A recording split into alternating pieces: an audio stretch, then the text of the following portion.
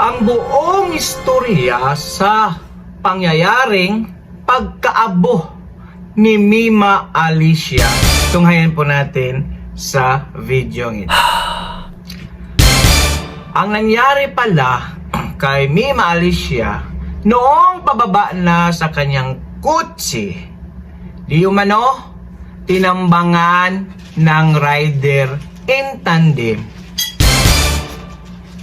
Ang natamaan is kasama yung jowa ni Mima Alicia na isa ding vlogger, di umano. Pero yung tama kay Mima Alicia, sinigurado po ng rider in tandem, head siya tapos sa dibdib. So di ka talaga bubuhayin nun. Tapos di umano yung jowa natamaan po sa balikat kasi po itong basyo po ng bala ang nakita. So ibig sabihin nito, pagbibigyan naman po ang mga Duterte, matik yan. Ha? Matik yan. Pero saka po natin pag-usapan yan. Kasi naabo na, di ba? Yung panay pangarap niya, dasal niya, panalangin niya na maabo na si Tatay Digong. So, naunahan niya ang ating Tatay Digong. So pagdating ngayon doon, hindi pa sa langit agad kasi hindi, ano pa yan, pagpipilian pa yan ni San Pedro pipilian pa yan kung langit o impyerno ba. Mamaya po natin tatapusin to kasi tumawag na po yung boss amo manager ko. Eto na nga bang sinasabi ko mga minamahal, wala na. Eto na mukhang pasuko na si Digong. Umaatras na sa laban na kanyang sinemon. Mo talaga sa Duterte. Ano na naman tong kumakalat na balita? Lahat na lang pinarir mo. Ang ina ba naman mga minamahal? Imagine nai-issue ka na sa pagnanakaw. Kaya nga nai-impeach. Nai-issue ka pa sa panggagancho, pagta-travel, gamit ang pondo ng bayan.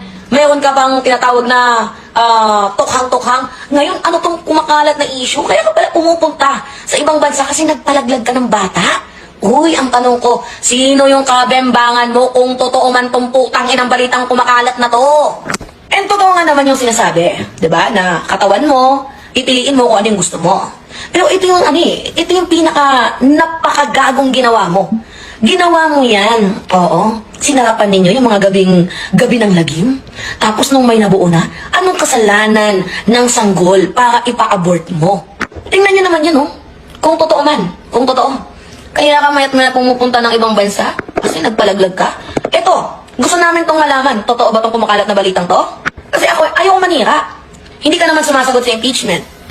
Meaning, kasi yung hawak mo na yan, yan, kita mo yan. Hello, andyan pa ba kayo? Kababalik lang po natin Disclaimers mga kois, mga gayas. Mariin po natin, ginundi na yung ganyang mga heinous crimes. Lalo na po yung mga kapwa vloggers natin. Alam na po natin ay gusto lang din niyang kumita. Pero talagang makikita naman po kung sino yung may mali at hindi. Ay talagang naikramay po tayo sa pamilya ni Alicia Mima, mga kois, mga gayas. So pagpatuloy natin mga kois, mga gayas. Yung mga ginagawa kasi ng ibang vloggers, mga kois, mga gayas, kung talagang yung kailang loyalty sa isang vloggers, mga kois, mga gayas, wala po silang pakialam na natatamaan na po nila, nasasaktan yung isang kandidato, hindi lang kandidato, yung supporters ng mga kandidato na kanilang criticize, mga kois. So sa pangyayaring ito, mga kois, mga guys, hindi po natin matuturo agad, madidiin yung mga Duterte kasi wala naman po si Tatay Digong dyan. Alam na po natin, para lang po silang nagluto sa sariling mantika pag yung mga Duterte, pag sila po ang nag-utos sa mga ganyang heinous crime. Maraming talagang hindi po ko naniniwala. Mas maniniwala pa po ako kung siguro na-timingan lang po iyon ng isang criminals o riding in tandem o baka magnanakaw, carjacking, or mang-hold up, o di kaya yung mga supporters na nasasaktan sa mga pinagsasabi, sa mga pangkritiko ni Mima Alicia sa mga Duterte's family. Lalo na po nung last vlog niya ay sinabihan po yung mga Duterte, especially kay VP Sara, yung Vice President natin, na pumunta lang po ito sa isang lugar, especially dyan sa may dahig para magpalaglag. Delikado po yun. Pag wala ka pong tamang ebidensya, pwede ka po yung makasuhan ng cybercrime. Malaki po ang multa dyan. Pag hindi ka makamulta, kulong pa talaga. So, balik muna tayo doon sa pinag-usapan ng tinakaran. Well, pagdating mo talaga sa langit, hindi mo langit, sa taas, kasi nga, hindi ka agad-agad yan makapunta sa impyerno man o sa bahay ng ating Panginoon. Well, tatanungin ka niyan. Sino ka? May Alicia. Anong kasalanan mo? Tingnan natin sa Book of Records. Book of Records. So, pagtingin po doon, yung mahilig ka pala, ikaw pala yung nagsabi sa dating presidente na abo na at karton. At panay mo pala panira sa mga kandidato, especially kay Yorme Isko Moreno, na boybinta, magnanakaw, na kahit ano-ano pa. Basta sa tingin mo, kalaban mo. Kalaban sa politika na sinusuportahan mo. Sila na po bahala doon, mag-usap.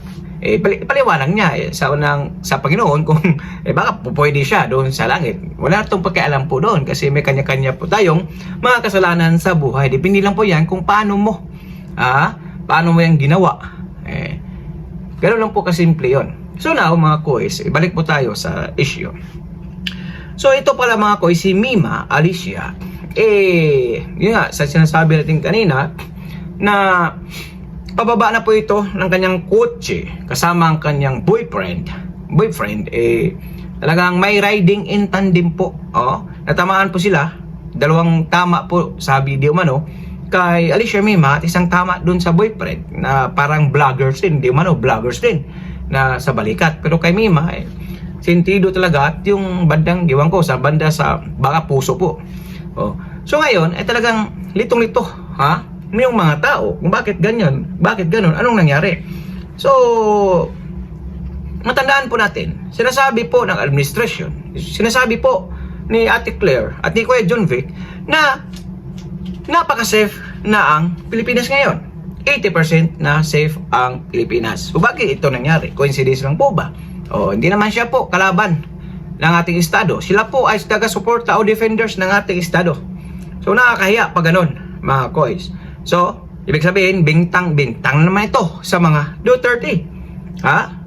Yun naman talaga ang isip ng mga tao. Kasi nga, kritiko po sila ng mga Duterte. So paano na? Kung si Tata Digong ang nagkuto, hindi, walang ibang makausap yun. Mga anak lang niya, abogado. Si VP Sara, kunwari mapagbitangan. Sino ba namang tanga? Magluto siya sa sariling mantika na mayroon siyang ipapadali na tao. Wala nang ibang pagbintangan siya na. Tapos may option dyan mga kois. Kasi yung tao o yung politiko na kanya palaging criticize, ay napakarami pong supporters noon. Mostly po sa mga Filipino, 80% pa ang naniniwala sa mga Duterte family. Kaya nga po pinaglaban po nila. May ibang naniniwala, mga congressman, mga senators, na talagang maganda ang pamalakad noon ni Pangulong Duterte, especially sa drugs. Pagdating sa droga, programa sa droga. Kasi nga po, dati, yung nadadali, napapatay, yung mga addict lang, drug pusher, o yung mga drug lord. Ngayon, iba na po kasi ang nadadali. Yung nabiktima na po ng mga drug addict. At kung matatandaan po natin, sinasabi ng Pangulo, mayroon pong isang reporter, tinanong po ang ating Pangulo, anong balak nyo po, anong programa nyo po? Yung dating Pangulong Duterte, ang kanyang programa na tukang, ipagpatuloy ba? Anong sagot ng ating presidente? Bahala na po kayo dyan. So, ibig sabihin, hindi po sila seryoso pagdating sa droga. So, ngayon, di natin alam na biktima po si Alicia Mima sa mga adiktos. Kasi nga po, pag nakapag-take na ng drug, yung isang tao, tumatapang na po, wala pong kinatatakutan. Kaya nga po, ayaw po mangyari ni Tatay Digong na malulong sa droga, mga kababataan natin dyan sa Pilipinas. Kaya nga po pinupost po niya kahit ang kapalit buhay niya, kahit na kapalit, sinabi na po yan ni Tatay Digong noon, kahit na ako makulong, basta tumino lang yung taong bayan, tumino yung mga kabataan, di na pumasok sa ganyang mga bisyo.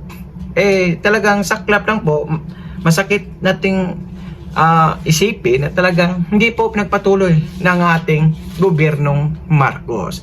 So, wala naman po talaga silang ibang maisip. Especially yung may mamima lang, may masasabi lang na mga Duterte naman yan, sino bang tanga? Na alam naman lang, kritiko yon at laging bumabanat, wala na ibang pagbibintangan. Pero 100% naniniwala po ako, kung hindi yon mga adiktos, yung mga supporters po ni Tata Digong ng mga Duterte na nasasaktan sa tuwing binabanatan, yung napupuno na ang salop, hindi na kayang tanggapin kung anong mga sinasabi ng mga kritiko na walang katotohanan. Mayroon pong ganyang mga tao, hindi po lahat ng mga tao pareha tayo ng pag-iisip. Yung ibang tao tahimik, pero pag ikaw sobra na, nako, yari ka talaga. Ganun po kasimple yun. Talagang, well, hindi pa natin masisi yung si Mima Alicia dahil gusto lang din po yung kumita. Alam niyo naman, pag mga political vloggers ka, talagang mayroon kang masasagasaan, pero wag naman sana yung talagang below the belt na talaga. Tsaka yung walang katotohanan, yung ikakahiya ng taong criticize mo. Gaya ng sinasabi niya noon, kay Yorme Isko Moreno, magnanakaw, buybinta, tapos macho dancer, kahit ano na po pinagsasabi.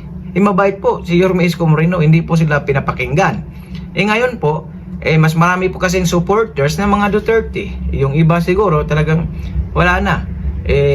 Kumbaga, napupuno na po ang salop. So, ganun lang po talaga yung kasimple. Siguro naman po, yung mga natitira niyang mga kasamahan, alam na po natin kung sino mga kasamahan yan. Buti nga, si Jiggy Baray, lumipat na po. Siguro na pagtanto niya, masama ito. Kasi ganun po yung mga bayaran, mga kois. Kung ano yung inuutos doon sa taas, susundin mo kasi nga bayad ka. Hindi ko sinasabing bayad sila. Tinutukoy ko lang, pag ang vloggers na bayad po ng isang politiko o yung isang sinusuportahan, kahit ikakasira pa ng buhay mo, susundin mo yan kasi nga bayad ka. Wala kang magawa. Kumbaga, group effort. Kasi yung mga grupo na dati ay talagang halos kapareha lang po. Kunwari, atakihin lang si Yorme Isko Moreno.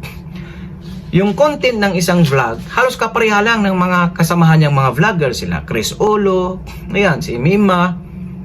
Halos kapareha lang. Laji Gibara. So, masasabi natin, mapagtanto natin, siguro bayad to. Kasi yung cycle ng kanilang content, halos kapareha. Tumbok doon sa kanilang criticize na isang politiko. So, siguro po mapagtanto na ngayon na okay lang yung mag-criticize ka ng isang tao, pero wag naman yung below the belt. Kasi kung hindi man nasasaktan yung politiko, yung taong tinutukoy mo, yung mga supporters na loyal, na iniwala sa kanilang kandidato, di natin alam kung ano nasa isip noon. Hindi pare-pareha tayo ng isip Kaya dahan-dahan, hinahinay lang po sa pag-criticize. Lalo na pag hindi totoo. Okay lang yung mag-criticize ka, basta totoo, para iwas cyber libel. Igagaya niya, criticize niya si VP Sara na nabuntis di umano ng ibang lalaki at pinalaglag kasi panay pabalik-balik doon sa dahig. Ikaw ba naman yung tatay mo pinapadala doon, illegal pa, karnaping, karna pa, para madala lang doon sa dahig. Talagang susuportahan tatay mo nga, o magulang mo. Kung ipapakulong, syempre bisitahin mo. Kung gusto nilang hindi pupunta yung mga Duterte doon sa dahig, bakit nila pinapadala doon? Kung gusto pakulong dyan, kasuhan nyo sa Pilipinas. Tapos magpupunta yung kamag-anak doon, titirahin na naman po nila. Na kay Kusyo gayon, nagpalaglag, maraming pira, saan kinuha. Di po nila alam. Now, baka may malaking negosyo yan sa kanilang lugar. Yung mga Duterte, hindi lang sahod ang pinag-uusapan sa isang politician. Di ba? Kaya huwag po tayong magbasta-basta, mag-criticize. Kasi dalawang klase po yung criticism. Dalawang klase po yan. Yung constructive criticism at destructive criticism. So, anong sa inyo kay Mima Alicia? Constructive ba o destructive. Mas mabuti po doon ka sa constructive criticism para ligtas ang may alam. Iwas cyberlibel. Ganun po kasimple yun. Pakikomento po ng iyong opinion o reaction sa comment section ng aking video.